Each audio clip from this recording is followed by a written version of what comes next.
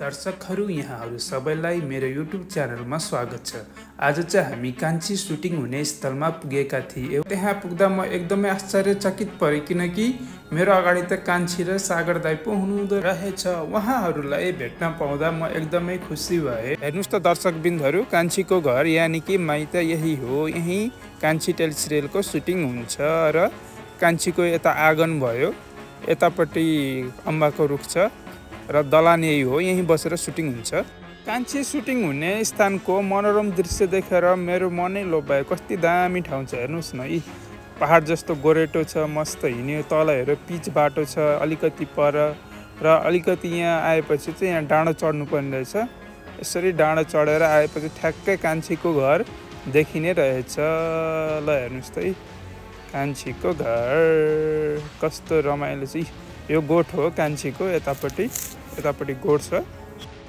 सागरलाई सलिनाको मामाले चेनले बाँधेर अपहरण गरेर राख्नु भएको छ र आफूले गरेको सबै नराम्रो कामको जिम्मा लिनको लागि सागरलाई भन्नुभएको छ।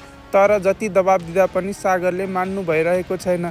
त्यही भएर सलिनाको मामाले आफूले गरेको नराम्रो कामको सबै जिम्मेवारी सागरले यदि नलिने हो भने म अब सलिनालाई नै मारिदिन्छु भनेर धम्काउँदै हुनुहुन्छ।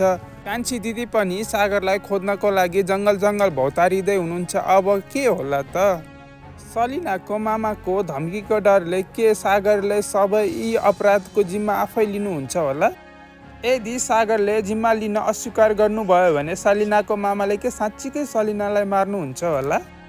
कान्छी सागरलाई खोज्न जङ्गल भौतारिरहनु भएको छ। के कान्छीले सागरलाई भेट्नुहुन्छ होला? कान्छीको भाइको बिहे हुन लागेको केटीको साथीले नै कान्छीको भाइलाई मन पराउन थाल्नुभयो।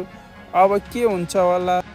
यो सबै थाहा पाउनको लागि प्रत्येक शनिबार कान्छी टेलिसिरियल हेर्न नछुटाउनु होला। कान्छी सुटिङ हुने ठाउँ एकदमै रमाइलो छ। डाँडा काँडा जस्तो, सहर जस्तो पनि ठ्याक्कै एकदमै राम्रो छ।